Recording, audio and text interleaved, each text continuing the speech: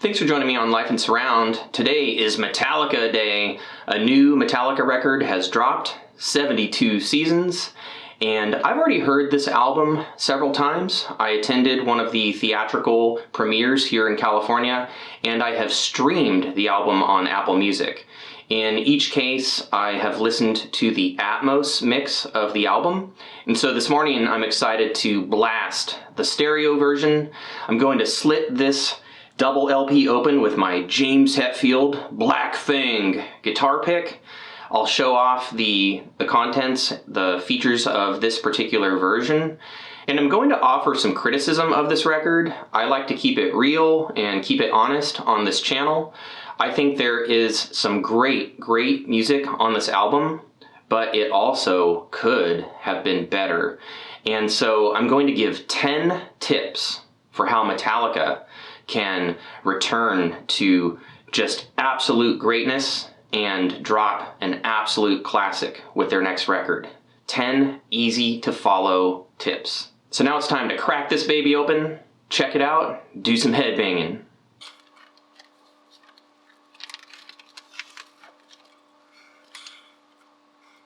Alright, so we have artwork that spreads across front and back of the sleeve.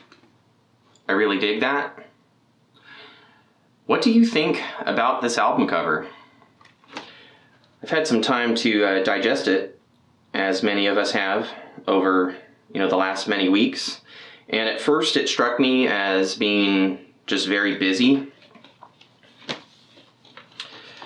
And I don't know, I think it's growing on me. You're getting a chance to see the inside of the sleeve now. Has a die cut, and that's pretty awesome. And I don't know, just a little bit more commentary on the cover. I get that their label is called Blackened Records, and so all these artifacts from one's life have been blackened, and that can give some commentary on the destruction of things or the failure of things, the darkness of things. Man, this die cut imagery here is so cool. I really dig that. Okay, so what's gonna happen when we pull the records out? Yeah, all right. This is great. This is great. Look at James. Man, he looks like a sage. Here's Kirk. He looks so sad. He looks so sad. Kirk is such a nice dude. He might be the nicest guy in the band.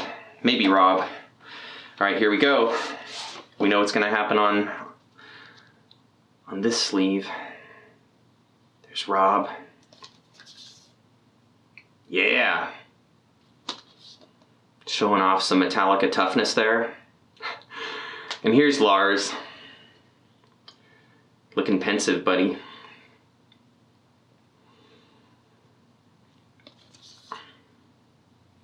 I bet he's contemplating whether he should bring the ride cymbal back to his kit. I bet that's what's going on. All right, and then that leaves... Oh, cool, there's more. Oh my gosh. Oh my gosh. A blackened teddy bear? Yes. Then we get credits on this side. And a destroyed kid's drum set and a wind-up toy. All right, I'm digging this. I'm digging this. The artwork for this record is cool. All right, and then the die cut reveals a yellow 72. All right, so far I'm on board with the album art. I'm on board. I didn't really like the cover when it was first revealed, but I think everything is coming together really nicely with this artwork. And, at least the cover is high contrast and it kind of makes a statement. Maybe a little over the top, but what you gonna do? And so here we have black vinyl, yellow labels, and that's cool. It's simple and it's neat. All right, so I'm going to give these things a bit of a cleaning, and then I'm going to throw them on, and I'll be back with some album commentary. And like I said, 10 tips, 10 easy to follow tips for how Metallica can drop absolute greatness with their next effort. And I'm a huge Metallica fan. I only live about an hour away from Metallica HQ. I grew up in the Bay Area during the rise of thrash, traded, early Metallica cassettes and all that good stuff. All right, so I love Metallica. This criticism is going to come from a place of love and a place of just, pure desire to see them achieve everything they truly can. So I'll be back, which will be instant for you, but in the meantime, I'm going to be rocking out to some Metallica, so it's shaping up to be a really good day.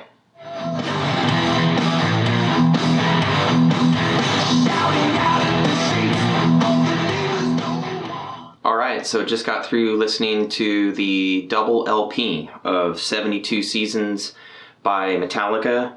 I want to start off by saying that I missed before that the lyrics are presented in this little booklet. I thought it was maybe just a little two-sided insert, but we have the lyrics, and I like the stack of melted records and the totally fried guitar.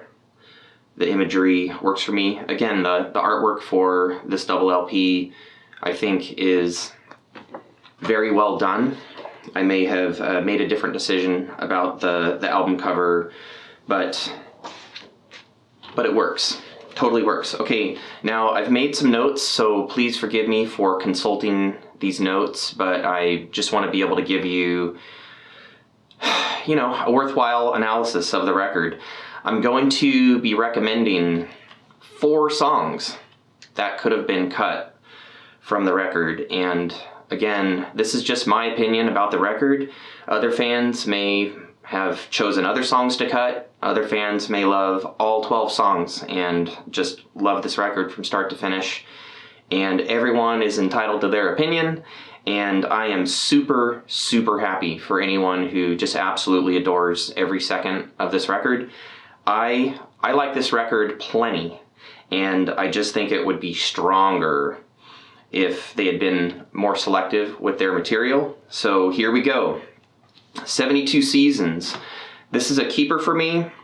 It is a solid opener, and I understand why they made this decision. I probably would have opened the record with Lux Eterna, though, and maybe opened side B with this song. Solid riffs and lyrics that work and melodies that work. This song does plenty of good things for me, so it gets a pass. Now we move on to Shadows Follow. I give this a neutral rating. Ultimately, I do keep it on the record. It has a universal message that, wherever you run to, there you are. So you really need to work on self-growth and self-improvement, because there's no escaping ourselves. So like I said, a universal message. It has good riffs, and I maybe just overall would have shortened this one a bit. It really doesn't need to go on as long as it does, in my humble opinion. All right, Screaming Suicide. I also gave this one a neutral rating. I care that somebody important to me in my life found the message of this song to be very resonant. That sense of self-loathing and, I think being careful about the conversations in your head that you choose to listen to and to give credence to. Great double kick drum work from Lars. The guitar soloing here does not elevate the song. It doesn't take the song somewhere better or more exciting for a moment. Overall, the song could be shorter, and it has sort of a non-chorus thing going on that I first noticed with Hardwired to Self-Destruct, the title track from that record. And I think it's more effective here than the previous effort, but it still doesn't entirely work for me. So if I'm on the production team, I'm going to make James go back to the drawing board a time or two and really refine something that is more memorable and just maybe more melodic. Now, Sleepwalk My Life Away gets another positive rating from me. This has an awesome intro. Given that I cleaned my records at 45 RPM, I accidentally left the record on that speed, and the intro actually works at 45 RPM, so maybe give that a shot. And the pre-choruses could have used some ride work from Lars. I know he's not into equipping his kit with a ride any longer, but I really recommend that he does. All the way up to Reload, if memory serves, some good ride work, and it's just something that could add more variety to these records. There's a cool nod to Smells Like Teen Spirit, in my opinion.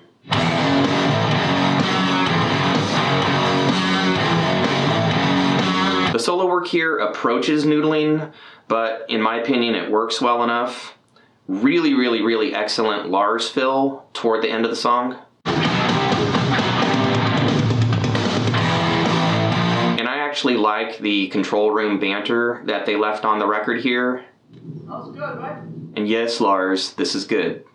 So we come to the first song on the album that I would cut, if forced to. You Must Burn. It's a stomper. It's got a hooky verse melody. Has a repetitive chorus melody. I think James essentially sings the same thing like 3 times in a row, and I would have taken the chorus somewhere slightly different, even if just for a moment, like bring in a borrowed chord from like another key to use a bit of advice from Rick Beato. And the riffs in the middle of the song just go nowhere for maybe a good minute or more. And then that's followed by a very cool vocal section where like there's this trippy vocal effect. I probably would have cut straight to that and left out those unnecessary riffs. There is some very, very basic soloing that's followed by some cool soloing. So I think too many bars were devoted to solo work on this one, and I probably would have cut straight to the more interesting and compelling stuff. All right, so ultimately I drop Burn from the track list. Okay, we get to what I feel is the strongest song on this record. It would be my choice for album opener. It's a total banger. It's Lux Eterna, Eternal Light. It's an anthem. It promotes self-growth. It has lyrics that discuss, people coming together.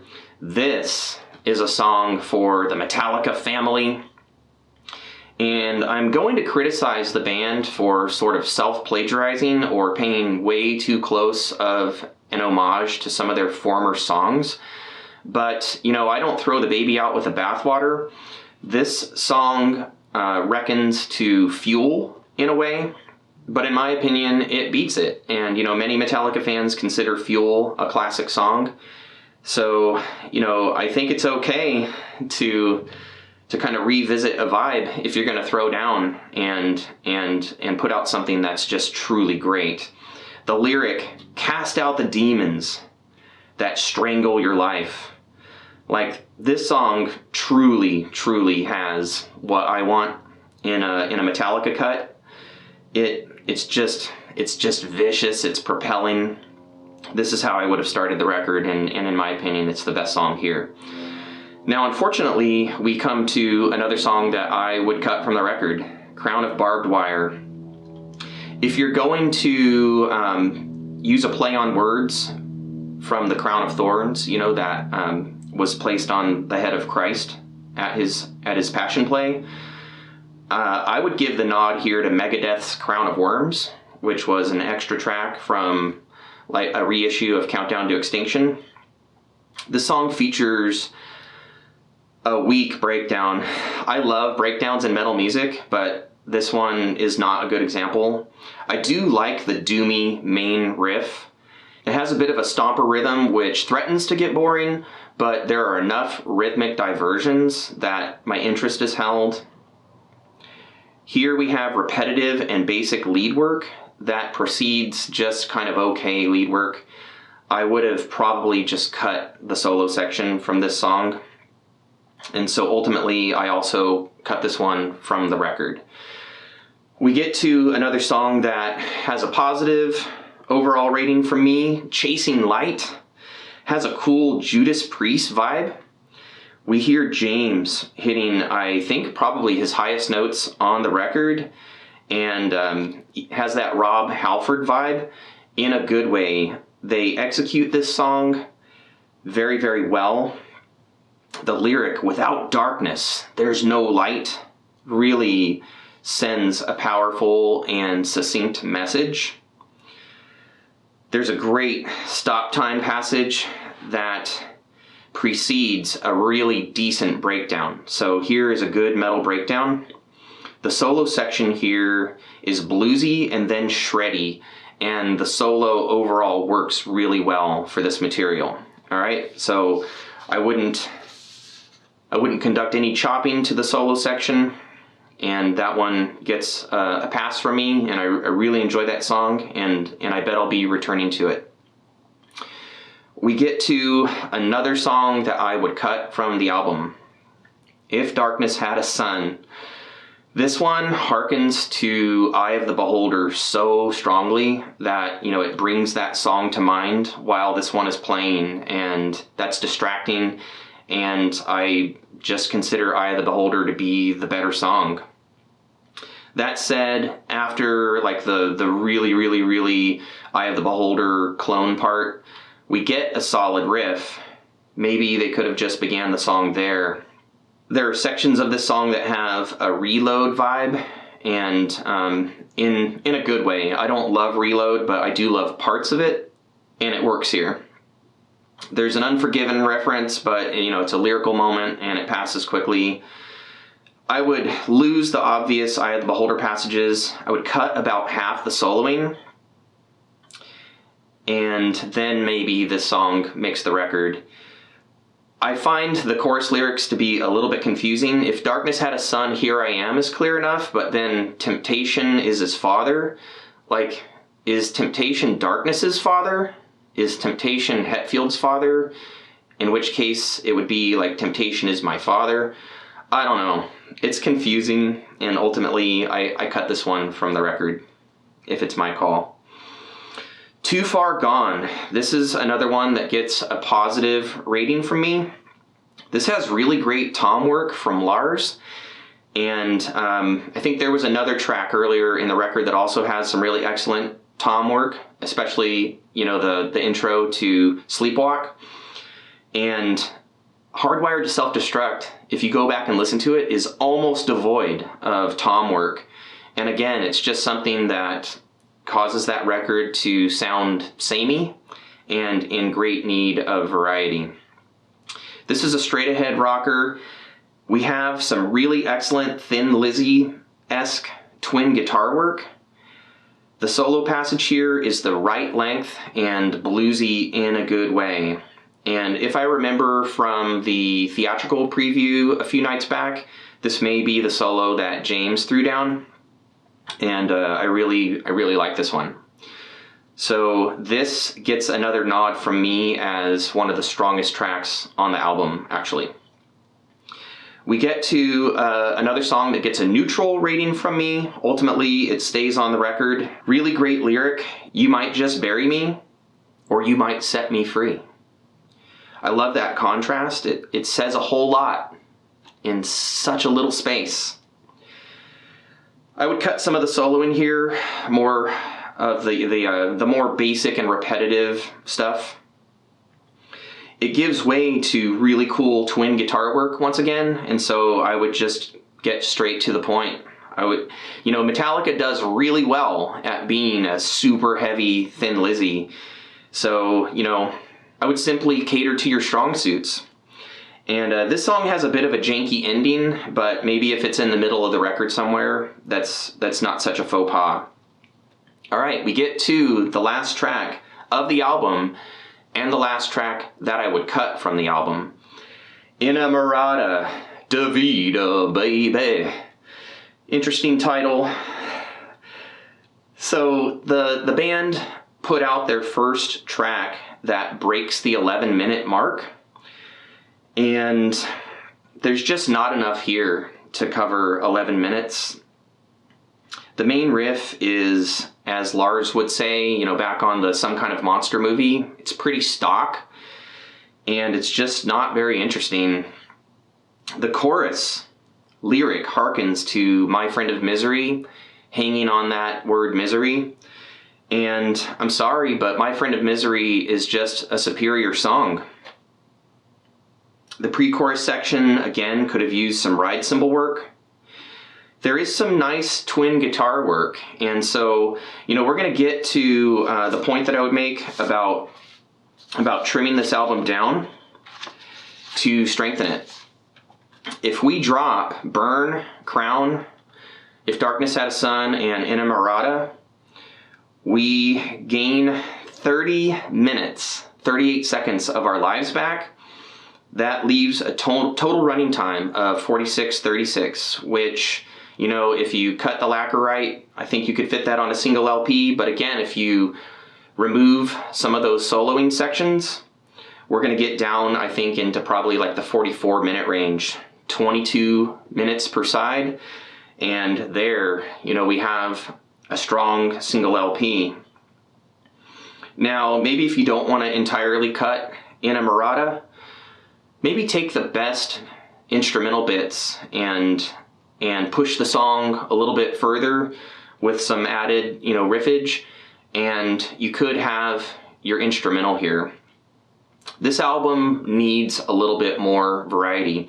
Even if we cut 4 tracks, leaving the other 8, which in my opinion would leave us with the strongest tracks, this album could have used a ballad, could have used an instrumental, could have used more intricate work from Rob Trujillo that's given space so we could hear it. You have one of the best bass players in the world in your band, and I think more breathing room for his work would be really excellent. So that's going to lead us to the 10 tips that I have to offer that I think if Metallica listened and followed these suggestions, we would have a truly, absolutely great Metallica record on our hands for their next effort.